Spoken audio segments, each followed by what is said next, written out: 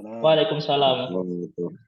Selamat pagi, salam sehat selalu. Jadi mudah-mudahan pertemuan hari ini ya kita dalam keadaan sehat semua. Sebelumnya saya akan berpantun ini.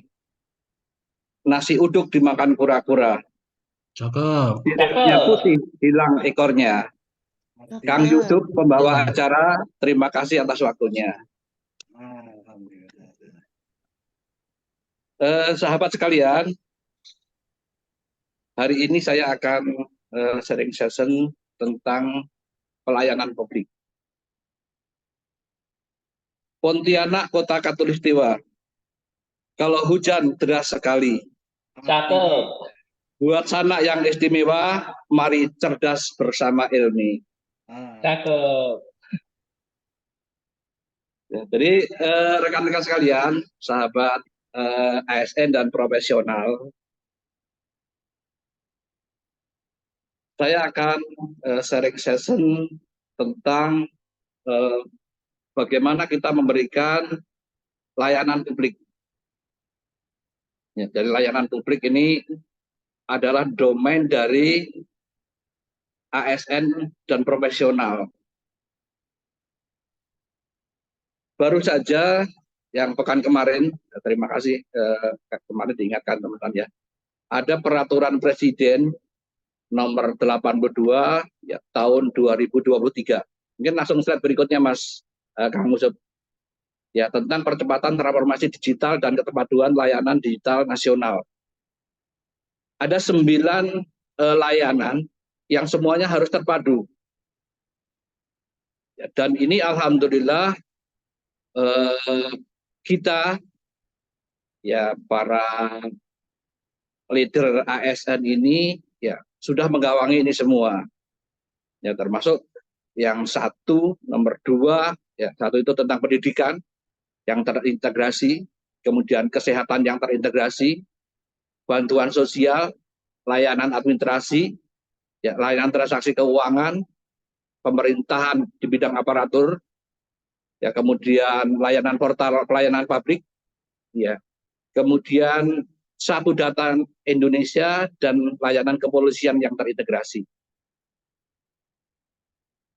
Paparan saya pagi ini insya Allah mencakup 9 hal ini, dan ini bisa diaplikasikan dalam hal-hal yang lain. Ya. Bapak Ibu sekalian, saya sharing ini, saya sudah 31 tahun kerja. Jadi udah cukup panjang masanya, karena birokrasi itu sangat panjang. Makanya kalau niatnya bukan untuk ibadah, biasanya akan terputus ya. Inovasi itu akan terputus. Tapi kalau niatnya ibadah, insya Allah itu akan berkelanjutan. Dan saya mungkin perlu menyampaikan kepada ini teman-teman semua, ya. Selama 31 tahun itu saya dapat dikatakan belum pernah terlambat kerja. Saya selalu habis kerja itu sekitar jam 6, ya, sebelum jam 7. Dan ini terus sampai 31 tahun. Nah, jadi kalau tidak menjaga komitmen ini, saya kira mungkin kalau niatnya bukan ibadah mungkin agak susah. Nah, saya kebetulan sudah selama 31 tahun itu 16 kantor ya, dan 17 jabatan. Jadi insya Allah nanti mudah-mudahan sharing saya ini ya, saya akan sharing garis besarnya saja, sehingga nanti teman-teman walaupun nanti di dalam institusi kita sudah ada layanan-layanan yang terintegrasi, ya, tapi kita bukanlah robot. Kita masih bisa berpikir bagaimana layanan itu lebih efektif dan efisien lagi. Ya, makanya ibarat kalau di ASN tadi kan saya sampaikan itu jangka panjang ya. Kita jadi PNS itu ada pangkat-pangkatnya. Saya masuk kerja pangkat golongan 2A. Sekarang 4B ya. Jadi semua jabatan itu ada persyaratan-persyaratan. Maka dibutuhkan napas panjang sebagaimana kalau orang berenang ya dari Selat Sunda, di Selat Sunda dari Bakahuni ke Merak itu, ya itu cara berenangnya berbeda dengan di kolam renang. Maka yang dikatakan oleh moderator tadi, ya kita harus ya berada di atas rata-rata.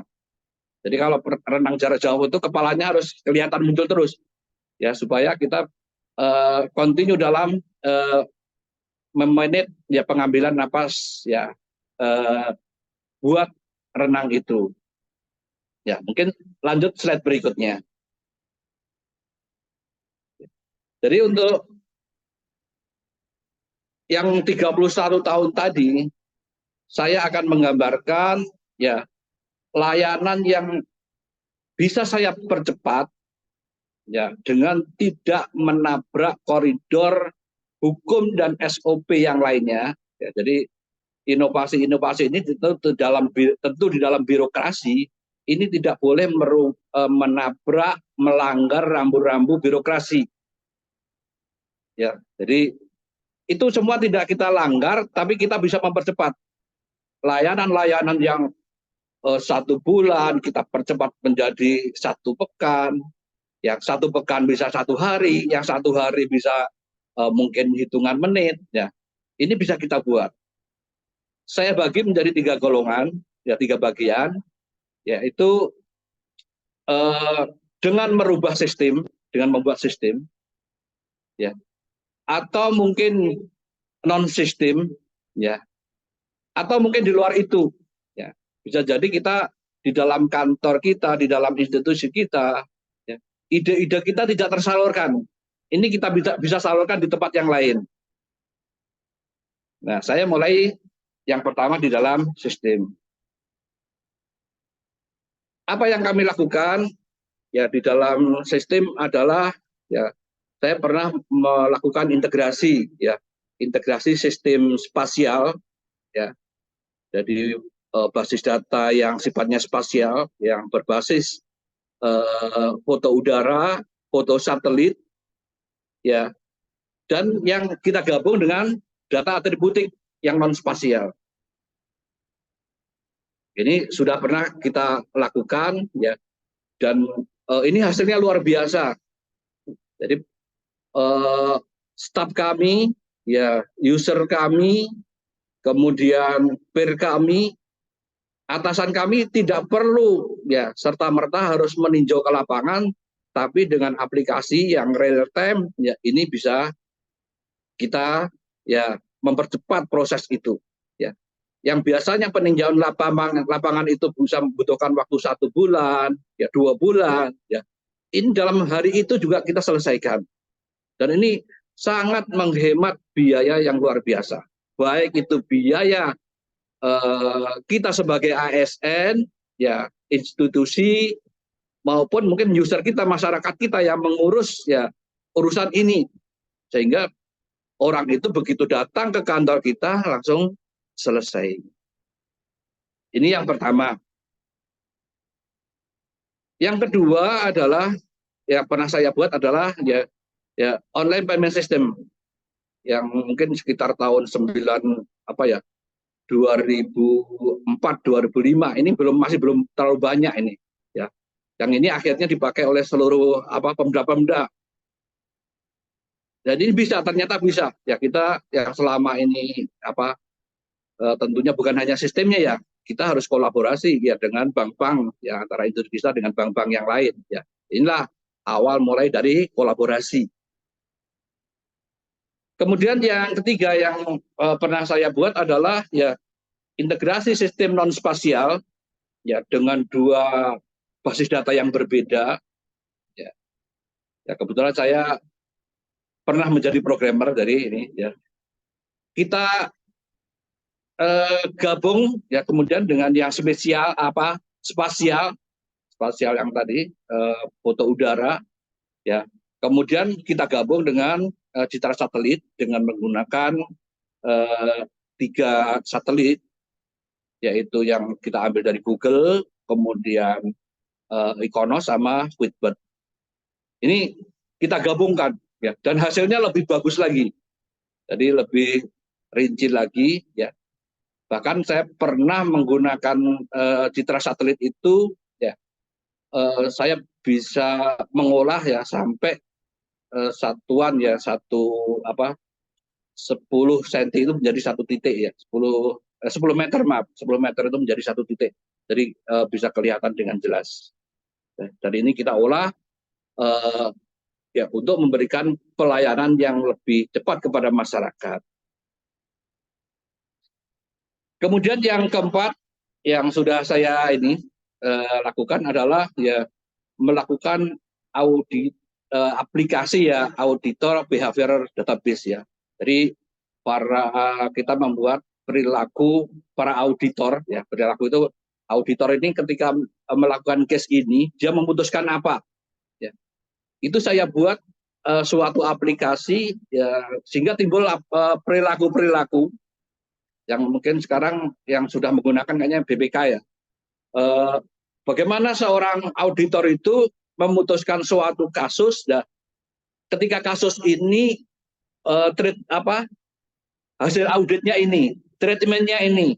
Nah, jadi ketika nanti ada auditor yang lain yang memutuskan yang lain, ya kita bisa melakukan analisis kenapa dia memutuskan yang lain. Ya, sebagaimana ini juga putusan-putusan mungkin di pengadilan dan sebagainya. Ya, oh ini hakim A memutuskan ini, hakim B memutuskan ini pada kasus yang sama. Ya, apa latar belakangnya? Nah, jadi ini saya buat aplikasi itu, walaupun ini banyak yang ini ya di awal-awal tidak setuju, ya karena jadi seolah-olah ini membuat rekam jejak para auditor itu. Kemudian yang baru saja saya buat adalah membuat ya aplikasi post audit dan objection review monitoring system. Ya, ini juga sama yang tadi, tapi ini lebih kepada monitoring ya bagaimana orang-orang yang mencari keadilan, itu kami buat database perilaku masyarakat, kemudian perilaku auditornya, kemudian perilaku yang mengoreksi auditor itu, peneliti maupun hakimnya. Ya, sehingga case-case yang ada itu akan lebih mudah ini diselesaikan, ya wajib mungkin masyarakat itu lebih cepat mendapatkan hasilnya, ya sehingga layanan itu menjadi cepat. Yang semula dikerjakan ya 1 tahun, ya bisa saya kerjakan 6 bulan, ya 3 bulan, bahkan 1 bulan. Jadi percepatannya bukan sedikit ya. Dari setahun menjadi 6 bulan itu udah luar biasa. Ya, 6 bulan 3 bulan luar biasa. Yang 3 bulan menjadi 1 bulan itu luar biasa. Ya. Jadi itu sudah kalau ada IQ, ya kalau IQ-nya itu udah di atas IQ ya. Makanya kalau ini teman-teman yang ini bersama saya kadang-kadang ini ya sekarang IQ kita itu udah IQ yang maksimal ya, karena kita sudah mengerjakan, bisa menyelesaikan case-case yang masuk ke kita itu benar-benar ya di atas yang telah ditargetkan oleh institusi kita. Bapak Ibu sekalian, jadi inovasi itu ya pelayanan dipercepat itu bukan hanya sistem. Jadi kalau yang mungkin tidak punya background programmer, tidak punya background ilmu-ilmu satelit, ya database dan sebagainya, jangan berkecil hati. Ya, banyak yang sistem yang harus kita ya kita pernah membuat ini yang mungkin teman-teman ya di era tahun 2012 ya 2012 2013 ini kita membuat bagaimana ini deklarasi institusi yang bersih ya di tangan ASN ini, di tangan kita ini. Ya. Kemudian saya buat program ngobras. Ngobras ini ngopi bareng saya. Ngopi bareng saya ini bagaimana kita mendekatkan diri kepada user kita, kepada stakeholder kita, kepada peer kita, ya. dengan bahasa mereka sehingga mereka mengungkapkan sendiri apa yang harusnya kita minta. Nah, tentu ini harus teknik komunikasinya baik. Ya, alhamdulillah saya dibekali dengan bahasa daerah yang banyak ya, karena saya pernah melakukan tugas di berbagai daerah sehingga saya bisa berbagai bahasa daerah dan itu sangat membantu saya. Ya, bahkan di suatu kantor ya, karena saya kebetulan bisa bahasa Arab, ya, kantor itu banyak WP-nya apa ya, masyarakatnya mungkin orang-orang Arab ya, itu sangat mereka welcome ya ketika kita menggunakan bahasa mereka.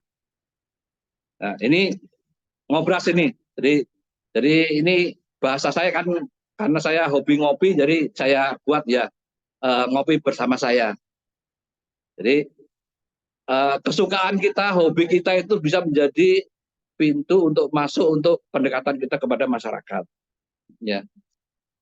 Kemudian yang ketiga adalah efisiensi penggunaan anggaran. Nah, saya pernah menjadi apa ya, di satker yang harus membangun gedung.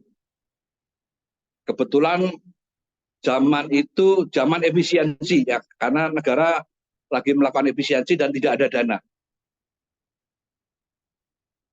Jadi kebetulan ada satker baru ya, dan saya menggunakan gedung yang semula sewa, saya kemudian menggunakan gedung pinjem ya, dan itu baru pertama kali di Indonesia.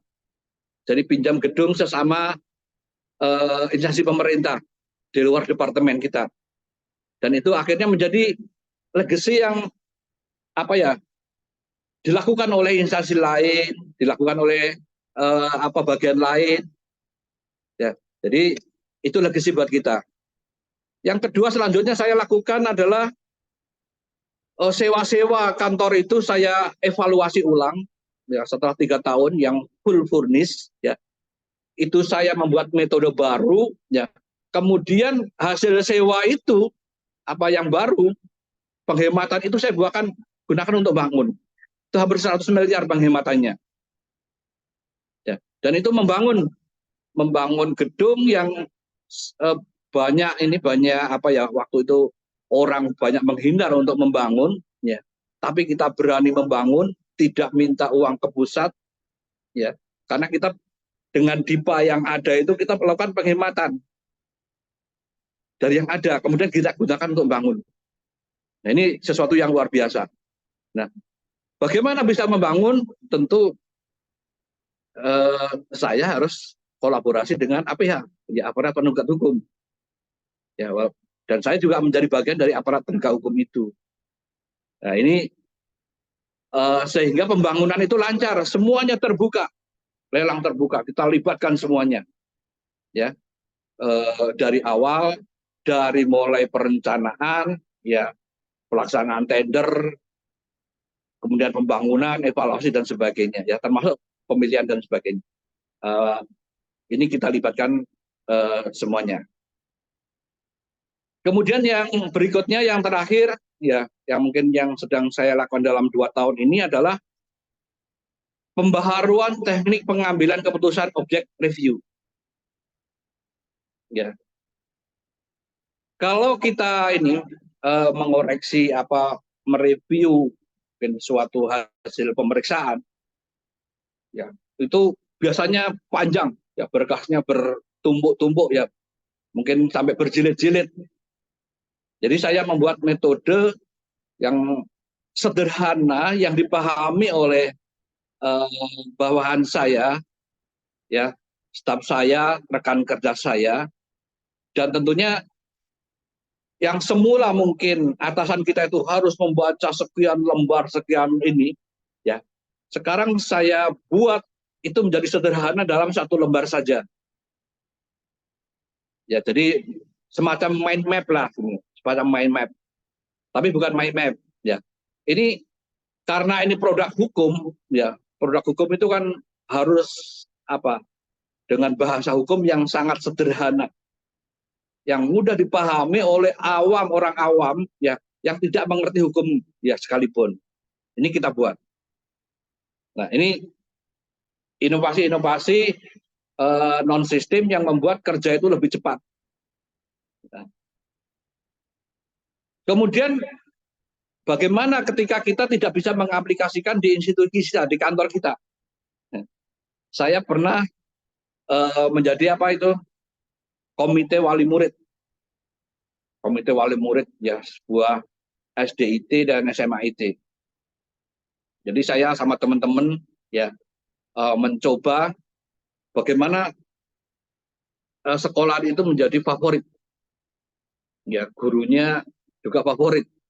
Maka yang saya lakukan pertama juga membuat sistem ya. Jadi ada sistem pembayaran SPP, ada sistem koperasi, ya, sistem apa tadi uh, profil guru, ya, kemudian profil yang lain-lain, sehingga semua termonitor oleh kita. Jadi sistem belajar mengajarnya, ya, sistem penggajian guru, ya pegawai dan sebagainya. Jadi hal yang terpikirkan saya ya untuk meningkatkan ini sekolah itu, ya gurunya tentu tidak boleh nyambi, ya nyambi ngajar di tempat lain, nyambi les dan sebagainya. Jadi guru itu full 7 hari itu harus melakukan pendampingan kepada anak-anak kita, ya. Dan ketika itu sebelumnya satu kelas itu satu guru, karena satu kelas itu kan 35 sampai 40 siswa, maka kita buat 2 guru dan itu gajinya kita naikkan, ya. Jadi apa yang kami lakukan adalah dengan melakukan sistem tata kelola aset sekolah. Ya, jadi semua siswa itu begitu masuk kita suruh nabung yang nanti boleh diambil ketika lulus. Kemudian itu kalau kita olah di koperasi, ya sampai akhirnya ya. Jadi guru itu akan tenang kalau kebutuhannya tercukupi. Ya, jadi langkah pertama yang kami lakukan adalah guru yang semua orang kontrak itu kita buatkan ya kita bersama dengan kontrak developer ya punya rumah ya. Jadi mereka gratis ya untuk mendapatkan rumah itu. Ya walaupun kita berikan itu ukuran tipe 21. Tapi itu udah lumayan ya. Lumayan tipe 21 yang sederhana banget kan gitu ya. Tapi itu sudah lumayan dari seorang ini yang semula nggak punya rumah menjadi punya rumah. Ya. Kemudian gaji kita tingkatkan dan mereka ya harus mengajar dengan profesional. Ya termasuk kunjungan ke rumah. Ya Sabtu Ahad itu guru itu ke rumah siswa untuk ngecek siswa. Ya. Alhamdulillah dalam 3 tahun itu menjadi ya waktu itu yang SDIT-nya sudah menjadi yang terbaik di kota itu. Ya waktu itu danemnya terbaik, lulusannya terbaik. Nah, ini jadi kalau istilahnya mampet di kantor kita, ya kita juga jangan berhenti karena begitu kita berhenti ilmu kita hilang. Nah, ini contoh-contoh yang inovasi yang kami lakukan. Nah, lalu gimana tadi supaya kita bisa melakukan itu, ya latar belakang itu. Bagaimana kita bisa melakukan inovasi itu? Mungkin slide Mas selanjutnya Mas Yusuf ya. Jadi latar belakang. Caranya adalah bukan yang latar belakang. Tentu kita bisa melakukan itu karena pertama ya faktor pendidikan kita. Ya, baik itu pendidikan formal maupun informal. Karena kita di ilmu ini ada short course nih. Ya, terima kasih nih. Saya ikut angkatan pertama itu 6 bulan ya. Jadi pendidikannya itu. Ya, alhamdulillah saya ini pendidikannya gaduh-gaduh kan gitu. Jadi setiap ada pendidikan gratis saya ikut kan gitu. Jadi istilahnya selalu beda-beda rumpun. Dan itu memperkaya saya di dalam membuat inovasi ya. Jadi ilmu satelit punya, ya ilmu database punya, ilmu manajemen punya, ilmu akuntansi punya, ilmu hukum punya, ya, ilmu syariah juga punya. Jadi nggak apa-apa, semua kuliah itu kita ikutin aja, ya. Atau short course, ya, short course itu lebih cepat ya untuk ini, ya. Short course. Sekarang kalau pengen ini mapping dengan benar ya ikut Intelligent Digital Economic, ya mungkin ada di UI, ya, ada Leader Exchange di Singapura, ya, kemudian ada pengamatan, ada ini, ya banyak short course yang akan membantu kita, ya, yang tentunya ini akan mendukung kita, ya. Ya nanti bagaimana kita memulai itu, ya. Kemudian yang jangan lupa adalah ya mengajar dan belajar dan mengajar. Ya, jadi mengajar itu kalau mengajar yang dipikirkan jangan honor, ya, tapi bagaimana kita membuat jejaring, ya, baik dari institusi tempat kita mengajar maupun dari mahasiswa kita, ya. Jadi jejaring sosial itu.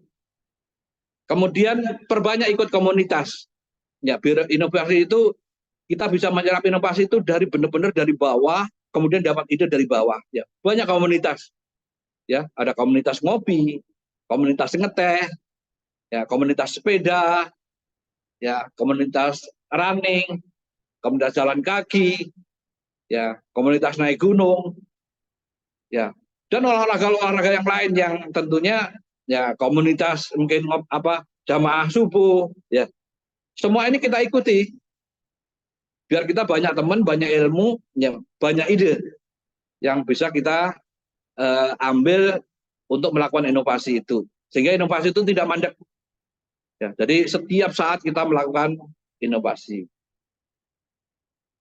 Nah, lalu bagaimana cara memulai, teman-teman? Ya, cara memulainya yang pertama adalah mapping SDM. Jadi mapping SDM, ya. Istilahnya kalau dalam bahasa sekarang itu yang di birokrasi adalah knowing your employee, ya. Bagaimana ketika kita masuk suatu institusi, suatu kantor, kita mengenali pertama bawahan kita, kemudian peer kita, kemudian atasan kita. Ya, kenali sejauh-jauhnya potensi apa, kelebihan apa yang ada pada mereka, kelemahan apa yang ada pada mereka, kemudian kebiasaan mereka seperti apa, keluarga apa, mereka seperti apa, yang maksudnya kebiasaan keluarga yang bisa mempengaruhi kinerja di kantor. Ya. Ketika semua itu kemudian kita membuat SWOT masing-masing, ya. Kemudian kita buat SWOT yang akan mendukung institusi kita. Ya. Makanya kemudian biasanya saya dulu, ya, saya pernah diajari dulu di ini angkatan pertama, ya, mural, aplikasi mural, ya. Tapi sebelum itu saya biasanya menggunakan, ya, post-it, ya, karena waktu tahun berapa ya, tahun 2012, ya, saya belajar itu McKinsey, ya, itu pakai post-it itu. McKinsey itu sama, karena intinya bagaimana kita mendengar pendapat orang lain, ya. Kita cari apa mereka yang kira-kira berubah, yang bisa berubah, yang mereka inginkan untuk lebih baik. Ya. Saya ingat apa yang disampaikan Pak Jonan, ya, untuk merubah PTKI, ya, dari yang dulu kumuh sampai sekarang yang luar biasa, ya, itu yang pertama dilakukan adalah dengan, ya, membenahi toilet. Jadi kalau pengen merubah jangan yang besar-besar dulu, yang kecil-kecil dulu, yang mereka semuanya sepakat. Dan ini gampang kita lakukan. Jadi perubahan ini nggak boleh langsung gradual karena nanti akan menyulitkan. Ya, biasanya banyak tantangan. Jadi buatlah perubahan, ya, tadi untuk layanan publik itu yang kira-kira semuanya sepakat dulu. Ya, yang sederhana dulu. Nah, yang semuanya makanya ini di dalam tell me what you need, ya di mural itu kita mau pelaksana, mau kasih, mau kepala kantor, ya kabit, kasubdit dan sebagainya, semuanya ininya sama, poinnya sama. Ya, sehingga ini yang mudah kita jalankan, semuanya bisa bertanggung jawab untuk berubah. Ya, setelah disepakati, ya kita membuat rencana kerja. Tentu dalam membuat rencana kerja itu biasanya saya membuat paling enggak minimal 3, ya, plan A, plan B, plan C. Ya, kalau plan A gagal, biasanya langsung plan B gagal, plan C, ya. Kalau plan C gagal, biasanya ada gabungan. Ya, kita biasanya saya punya 2 cadangan, ya plan C, D, ya gitu. Ya, atau mungkin gabungan dari itu. Yang ini kita bisa jalankan. Lalu putuskan bersama-sama dengan mereka, ya, dan take action, langsung kerjakan. Karena kalau nggak dikerjakan, ya ini biasanya nggak jalan. Dan ini mohon jangan berpikir dana. Jadi lakukan sederhana yang nggak ada dananya dulu. Ya, makanya cari yang ringan-ringan dulu. Nah, kecuali nanti teman-teman sudah menjadi kepala satker, itu baru bisa mengalokasikan dana itu. Ya, tapi kalau selama belum menjadi kepala satker, biasanya akan agak sulit untuk mengalokasikan dana itu. Nah, jadi ini yang harus kita lakukan. Ya, kembali ke latar belakang tadi, ya tentu teman-teman sebetulnya biasa, ya harus belajar dan belajar. Ya, saya katakan tadi intelijen itu bukan sesuatu yang wah lagi sekarang, ya. Istilahnya semuanya intelijen, ya. Ibu-ibu itu lebih canggih kadang-kadang kan gitu. Karena untuk ini memantau suaminya, memantau ini itu intelijen juga. Artinya intelijen itu bagaimana mendapatkan informasi supaya saya bisa mengambil keputusan yang lebih cepat, ya. Dan di zaman digital ini informasi itu sudah tersebar semua di media, ya, mungkin di Instagram, di Facebook dan sebagainya. Yang itu tinggal mengumpulkan aja, ya. Kemudian bagaimana teman-teman bisa melakukan ini teknik BAP yang canggih, ya. Nggak perlu mungkin sekolah penyidik, ya, karena ini juga seorang ibu biasanya ini kalau melakukan integrasi kepada anak dan suaminya itu lebih canggih lagi, kan. Dengan senyum aja udah ngaku kan gitu. Ya, jadi lebih stop lagi, ya. Banyak teknik-teknik itu yang kita pelajari, kita nanti short course, ya, atau kita googling, ya. Ini kita sudah mendapatkan. Nah, terus kemudian ketika ada kesempatan untuk tadi belajar mengajar, ya jangan disia-siakan, ya. Belajar mengajar itu nggak mesti harus ngajar di universitas, ya, nggak mesti harus di pusdiklat, ya. Tapi kita bisa melakukan IHT, ya, di lingkungan kerja kita, ya, belajar di short course seperti ini, ya, maupun belajar di tempat yang lain, ya. Sehingga ini akan semua saling melengkapi bagaimana kita membuat inovasi-inovasi ini. Terakhir, ya, walaupun institusi kita yang luar biasa itu sudah melakukan digitalisasi, ya, sudah melakukan perbaikan pelayanan, ya. Kalau kita lihat di ZIWBK itu untuk persyaratan Menpan, ya, selalu harus ada terobosan yang dari kita, ya. Dan kita harusnya tidak pernah lelah, ya, untuk membuat terobosan bagaimana, ya, melakukan pelayanan kepada publik.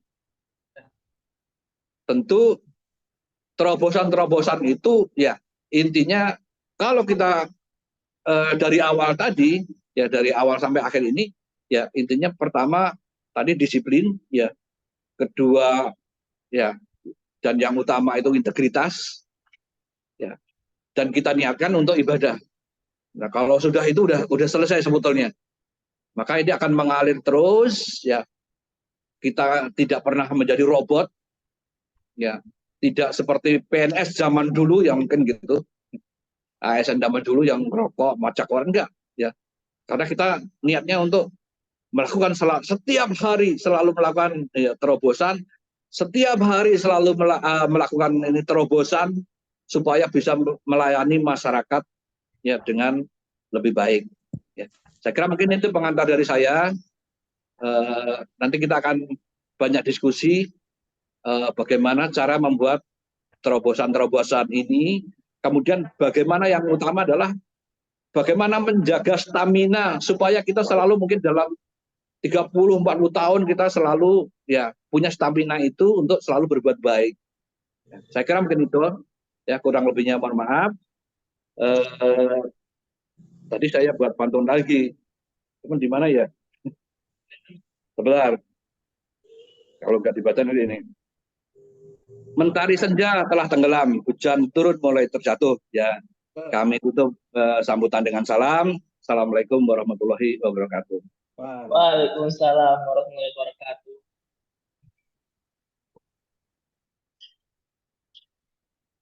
Makan kecap pakai nasi.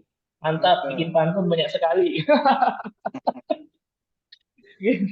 Oke, makasih Pak Suartoko ya, Bapak Ibu ya. Nah, tadi sudah sharing. Kalau saya tangkap ini inspiratif sekali nih Pak Suartoko. Pertama, pendekatan beliau itu adalah bagaimana kita punya efisiensi ya dalam melakukan segala sesuatu, baik itu dokumen, sistem. Nah, yang kedua yang saya tangkap itu tentang frontline obsession. Jadi pada banyak hal kan kalau bicara tentang pelayanan publik maka stakeholder utamanya itu masyarakat. Padahal stakeholder secara birokrasi masih pemerintah, cuma masyarakat juga stakeholder utama. User lah, wajib pajak kalau di Mas Wartoko ya. Jadi untuk bisa menangkap kebutuhan itu nggak bisa kita mengandalkan ajudan aja Pak Soeharto ya, kita harus turun sendiri gitu. Termasuk dari kalau pengalaman di sekolah juga seperti itu, kita harus tahu lebih dekat apa sih sebenarnya diinginkan oleh stakeholder utama kita untuk mewujudkan dari inovasi itu. Nah, ketiga masalahnya adalah tentang jejaring ya. Bagaimana kita membentuk jejaring, komunitas, menguasai banyak bahasa. Saya masuk pas waktu menguasai berapa bahasa, Pak?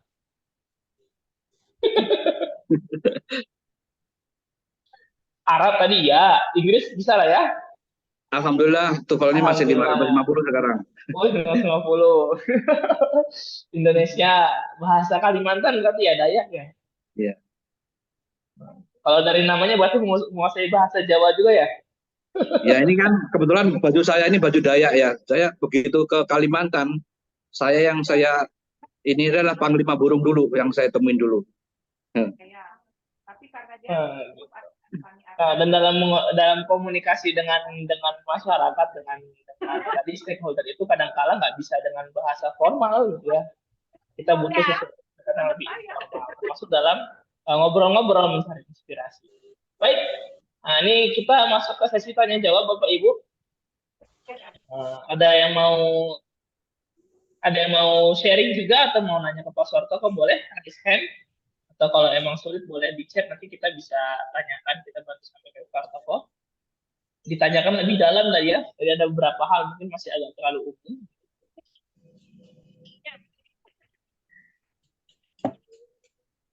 Kalau saya tangkap ya, ini kalau menyambung bahasan sharing kemarin, kalau dari Pak Edwin kemarin tuh terakhir kita bicara masalah AI, gitu ya. Hal paling dasar itu adalah kalau AI itu jangan bicara masalah aplikasi AI-nya dulu gitu ya. Kita punya data yang bisa kita sudah melakukan pengambilan keputusan berdasarkan data atau belum. Tadi di sini Pak Suartoko juga gitu ya.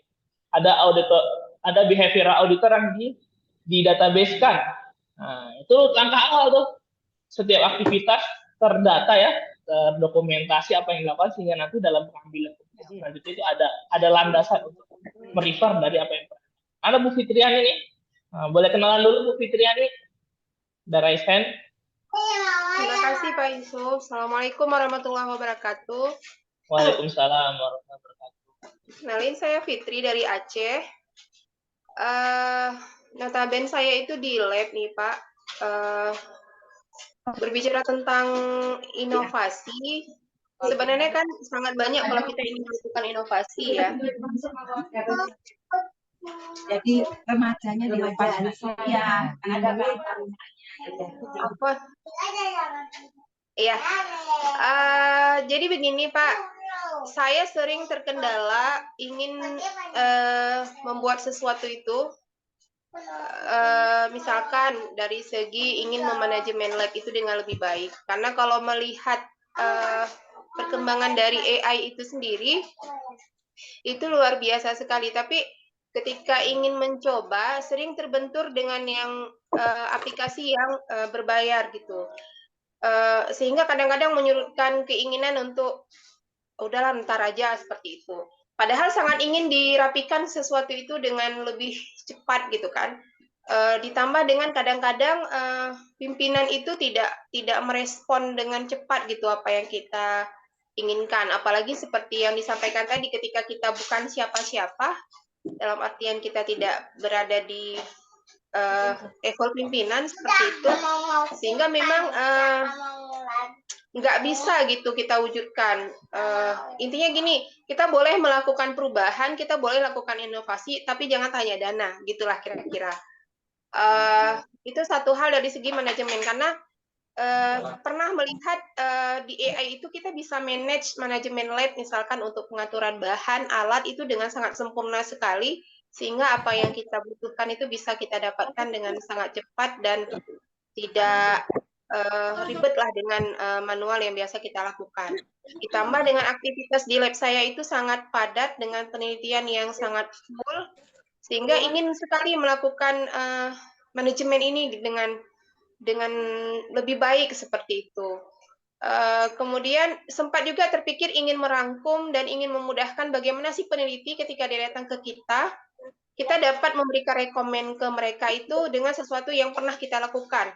Dari sejak saya lakukan itu tahun 2012 hingga sekarang seperti itu sudah sangat banyak sebenarnya referensi yang, tapi saya tidak pernah menjadikan itu sebuah manual atau sebuah standar atau apa, karena saya tidak punya kemampuan untuk itu. Nah, ingin bertanya, langkah apa sebenarnya yang baik saya lakukan di awal? Apakah mengawali dari manajemen atau langsung kepada membuat manual itu? Terima kasih sebelumnya. Langsung saya jawab aja ya Pak Yusuf.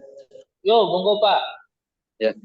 Jadi Bu Fitri luar biasa ini, peneliti dari tahun 2012 ya. Jadi namanya inovasi sistem itu ya, kalau kita bicara dengan pimpinan ya pasti pimpinan pengen tahu hasilnya dulu. Jadi kayak ayam sama telur ya. Jadi kita baru membuat tapi pimpinan sudah pengen tahu hasilnya ya. Maka carilah mungkin sistem yang sederhana dulu. Misalnya Excel saja. Excel ini sudah yang terbaru ya. Ini sudah bisa kita jadikan database Bu Fitri. Jadi coba Ibu ini lagi, Excel itu sudah bisa kita gunakan untuk database ya. Yang database itu tentu dengan bantuan kita ya, karena hanya Excel itu nggak bisa bunyi menjadi ini analisisnya ya. Jadi ini sudah bisa minimal buat database ya dari Excel. Kemudian yang kedua, langkah kedua adalah membuat prototype ya. Jadi apa yang akan kita sampaikan ke pimpinan, kepada staf, itu prototipenya dulu. Ya, prototipe yang dari Excel tadi dibuat prototipe. Ya, ketika ada seperti ini, cara ininya seperti ini. Paling enggak begitu kita terjadi data analisis, ya, mungkin dalam bentuk flowchart, dalam bentuk timeline, dalam bentuk sajian diagram, ya, itu lebih mudah bagi pimpinan. Ya. Kemudian bagaimana supaya hasil penelitian yang sekian tahun ini, ya, saya itu nggak hobi nulis ya, tapi eh, saya juga pengen supaya kemampuan saya nulis saya itu tidak hilang ya. Saya beberapa kali menulis ya dalam majalah, dalam apa koran-koran lokal ya. Yang itu eh, pemikiran-pemikiran kita itu bisa apa ya? Bisa masuk diterima masyarakat ya. Bahkan setelah membuat apa ya di koran itu saya pernah diundang ke TVRI ya. Itu sebenarnya bukan di luar domain saya. Bagaimana budidaya krotum itu mungkin kalau searching ya saya pernah ngisi di TVRI tentang jenis keranaman kratum yang marak di Kalimantan Barat. Nah, itu bukan domain saya sebetulnya. Tapi kita bisa bicara ya kepada masyarakat ya bagaimana pengelolaan ya tanaman itu, kemudian tata niaganya seperti apa. Ya. Jadi saya kira mungkin tadi Bu Fitri bisa mulai ya dengan buat database di Excel, kemudian tadi buat prototipe yang sederhana saja, ya. Kemudian tadi membuat publikasi-publikasi ya dengan menulis di media lokal, ya. Insya Allah dengan itu pimpinan nanti akan support lama-lama. Itu aja mungkin Bu Fitri. Terima kasih. Baik, terima kasih Pak atas masukannya. Namanya I know it when I see it. Kita baru bisa menjelaskan lebih jelas begitu kita bisa menampilkan apa sih yang kita idekan gitu ya. Nah, kita harus bikin prototipe dulu ngasih. Jadi emang beban untuk inovasi itu jadi formanya itu kita harus usul dulu harus inisiatif dulu baru kita ngusul Pak Salto ya. Nah. Ya, ada prototipe dulu yang kita jual. Jadi nggak bisa orang menerima ide kita. Kecuali kita udah jadi presiden gitu, ide kita langsung diterjemahkan orang. Ya. Siap. Baik, itu dari Bu Fitriani tadi ya, tentang bagaimana kita meyakinkan pimpinan. Yang lain Bapak Ibu monggo, ada pertanyaan? Ada yang mau digali lebih lanjut?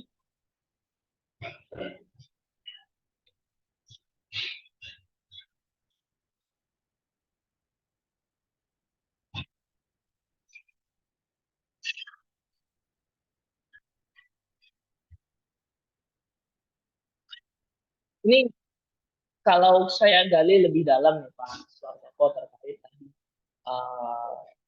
kolaborasi dengan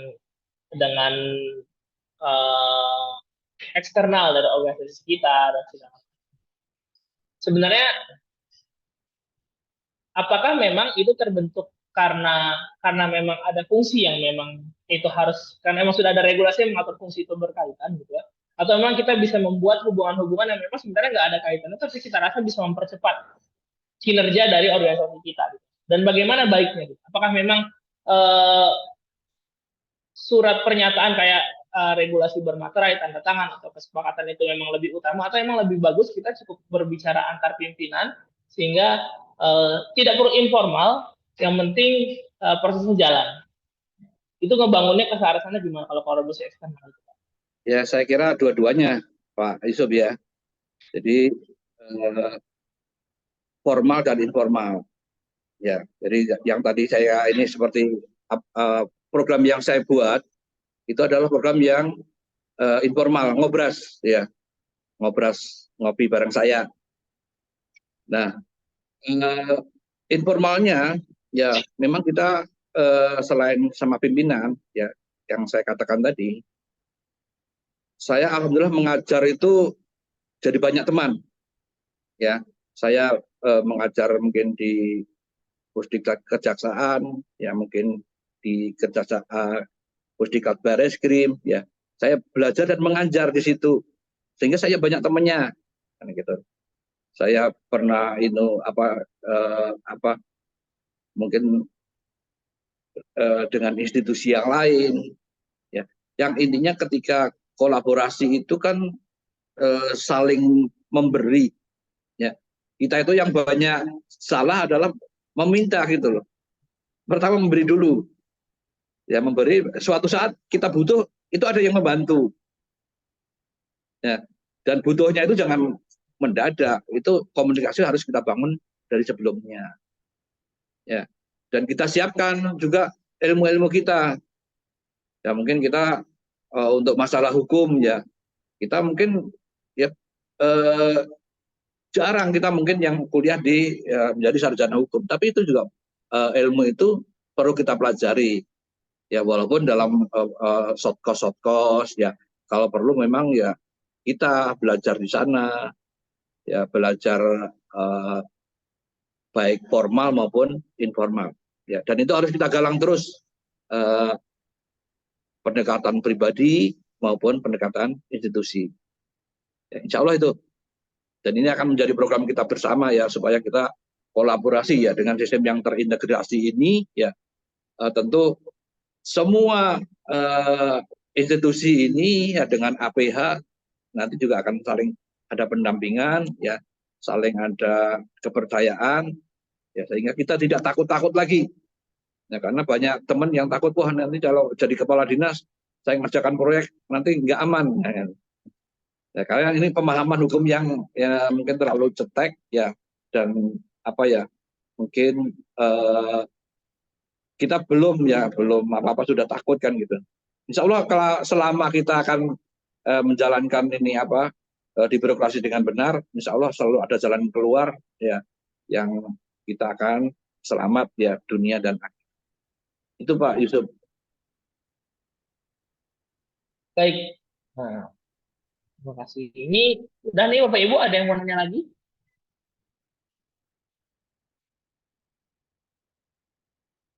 Oke deh. Saya izin share ini ya Pak Suwartoko ya. Share izin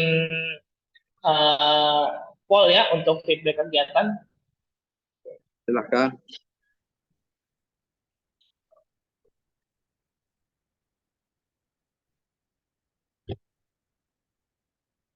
Mangga Bapak Ibu untuk boleh diisi feedbacknya dari kegiatan sharing kita hari ini gitu ya.